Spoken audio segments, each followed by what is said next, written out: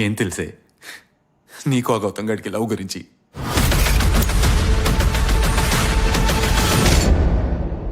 ఎవడి లైఫ్లోకైనా ప్రేమ అనే ఫీలింగ్ వచ్చి వెళ్ళిపోతుంది.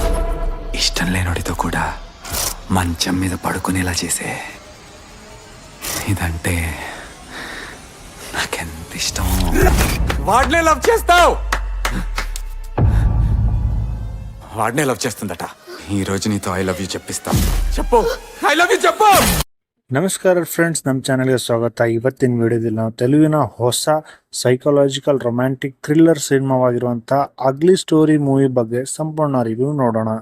ಮೂವಿ ಬಂದ್ಬಿಟ್ಟು ಪ್ರೇಮ ಎಂಬುದು ಸುಂದರವಾದ ಭಾವನೆ, ಆದರೆ ಅದೇ ಪ್ರೀತಿ ಅತಿಯಾದ ಸ್ವಾಮಿತ್ವ, ಅನುಮಾನ ಮತ್ತು ಮಾನಸಿಕ ಹಿಂಸೆಯಾಗಿ ಬದಲಾದರೆ ಏನಾಗುತ್ತೆ?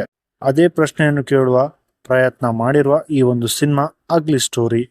ನಿರ್ದೇಶಕ ಪ್ರಣವ್ ಸ್ವರೂಪ್ ಅವರು ಈ ಒಂದು ಚಿತ್ರವನ್ನು ಒಂದು ಮನೋವೈಜ್ಞಾನಿಕ ಥ್ರಿಲ್ಲರ್ ರೂಪದಲ್ಲಿ ಪ್ರೇಕ್ಷಕರ ಮುಂದೆ ತಂದಿದ್ದಾರೆ. ಅವಿಕಾ ಘೋರ್ ಮತ್ತು ನಂದು ವಿಜಯ್ ಕೃಷ್ಣ ಮುಖ್ಯ ಪಾತ್ರದಲ್ಲಿ ನಟಿಸಿರ್ತಾರೆ. ಈ ಒಂದು ಮೂವಿಯ ಮೇನ್ ಕಥೆ ಏನಪ್ಪಾ ಅಂತಂದ್ರೆ, ಚಿತ್ರದ ಕಥೆ ನೇಹ ಮತ್ತು ಕಾರ್ತಿಕ್ ಸುತ್ತ ಸಾಗ್ತಿರುತ್ತೆ. ಮೊದಲಿಗೆ ಇವರ ಸಂಬಂಧ ಸಾಮಾನ್ಯ ಪ್ರೇಮ ಕಥೆಯಂತೆ ಕಾಣುತ್ತೆ, ಆದರೆ ನಿಧಾನವಾಗಿ ಕಾರ್ತಿಕ್ನ ಅತಿಯಾದ ಸ್ವಾಮಿತ್ವ, ಅವಮಾನ, ಅನುಮಾನ ಮತ್ತು ನಿಯಂತ್ರಣದ ಮನೋಭಾವ ಹೊರಬರುತ್ತೆ.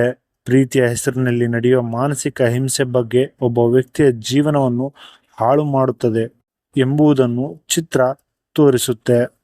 ಕಥೆ ಮುಂದುವರೆದಂತೆ ಅನೇಕ ತಿರುವುಗಳು ಬರುತ್ತೆ ಮತ್ತು ಪ್ರೇಕ್ಷಕರಲ್ಲಿ ಕುತೂಹಲವನ್ನು ಉಳಿಸಿಕೊಳ್ಳಲು ಪ್ರಯತ್ನಿಸುತ್ತೆ. ಆಕ್ಟರ್ ಪರ್ಫಾರ್ಮೆನ್ಸ್ ಬಗ್ಗೆ ಮಾತಾಡ್ತಾ ಹೋದ್ರೆ, ಅವಿಕಾ ಘೋರ್ ಅವರು ನೇಹ ಪಾತ್ರದಲ್ಲಿ ಅವಿಕಾ ಘೋರ್ ಅತ್ಯುತ್ತಮ ಅಭಿನಯ ನೀಡಿದ್ದಾರೆ. ಭಯ, ನೋವು ಮತ್ತು ಅಸಹಾಯಕತೆಯನ್ನು ಅವರು ಬಹಳ ನೈಜವಾಗಿ ತೋರಿಸಿದ್ದಾರೆ. ಚಿತ್ರದ ಭಾವನಾತ್ಮಕ ಭಾಗಗಳಲ್ಲಿ ಅವರ ಅಭಿನಯವೇ ಚಿತ್ರದ ದೊಡ್ಡ ಬಲ ಅಂತಾನೆ ಹೇಳ್ಬೋದು. ಈ ಒಂದು ಮೂವಿಯಲ್ಲಿ ನಂದು ವಿಜಯ್ ಕೃಷ್ಣ ಅವರ ಪರ್ಫಾರ್ಮೆನ್ಸ್ ನೋಡ್ತಾ ಹೋದ್ರೆ, ಕಾರ್ತಿಕ್ ಪಾತ್ರದಲ್ಲಿ ನಂದು ವಿಭಿನ್ನ ಶೆಡ್ಗಳನ್ನು ತೋರಿಸಿದ್ದಾರೆ. ವಿಭಿನ್ನ ಮತ್ತು ಪ್ರೀತಿಯ ಹೆಸರಿನಲ್ಲಿ ವಿಷಕಾರಿ ವರ್ತನೆ ಮಾಡುವ ವ್ಯಕ್ತಿ ಮನಸ್ಥಿತಿಯನ್ನು ಅವರು ಚೆನ್ನಾಗಿ ಅಭಿನಯಿಸಿದ್ದಾರೆ ಅಂತಾನೆ ಹೇಳ್ಬಹುದು.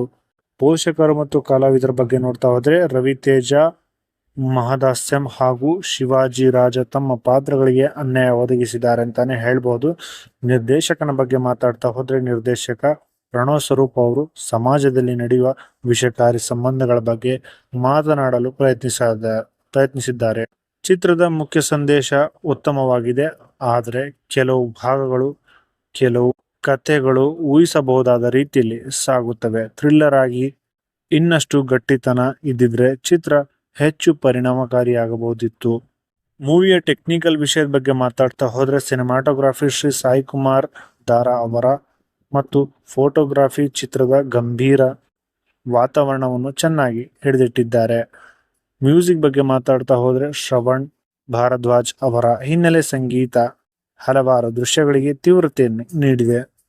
ಎಡಿಟಿಂಗ್ ಬಗ್ಗೆ ನೋಡ್ತಾ ಹೋದ್ರೆ, ಮಿಥುನ್ ಸೋಮ ಮತ್ತು ಶ್ರೀಕಾಂತ್ ಪಟ್ನಾಯಕ್ ಅವರ ಸಂಕಲನ ಚಿತ್ರದ ವೇಗವನ್ನು ಸಮತೋಲನದಲ್ಲಿಡಲು ಸಹಾಯ ಮಾಡಿದೆ.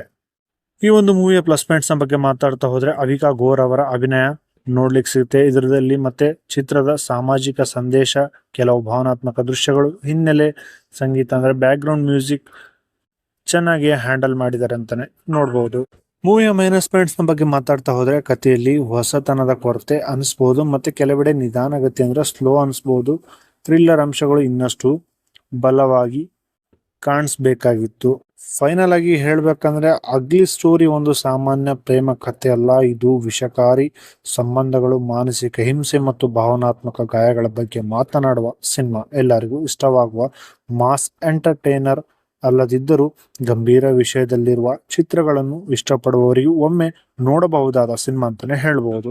ಸೊ ಇದಾಗಿತ್ತು 2026ರಲ್ಲಿ ರಿಲೀಸ್ ಆಗಿರುವಂತಹ ಅವಿಕಾ ಘೋರ್ ಅವರ ಅಗ್ಲಿ ಸ್ಟೋರಿ ಮೂವಿ ಬಗ್ಗೆ ಸಂಪೂರ್ಣ ರಿವ್ಯೂ. ಯಾರೆಲ್ಲ ಈ ಒಂದು ಮೂವಿನ ನೋಡಿದ್ದೀರಾ, ಮೂವಿ ಹೇಗೆ ಅನಿಸ್ತು ಅನ್ನೋದನ್ನ ಕಾಮೆಂಟ್ ಅಲ್ಲಿ ತಪ್ಪದೇ ತಿಳಿಸಿ. ನೀವೇನಾದ್ರೂ ನಮ್ಮ ಚಾನಲ್ಗೆ ಹೊಸದಾಗಿದ್ರೆ ಚಾನಲ್ನ ಸಬ್ಸ್ಕ್ರೈಬ್ ಮಾಡ್ಕೊಳ್ಳಿ. ಸಿಗೋಣ ನೆಕ್ಸ್ಟ್ ವಿಡಿಯೋದಲ್ಲಿ. Thank you so much.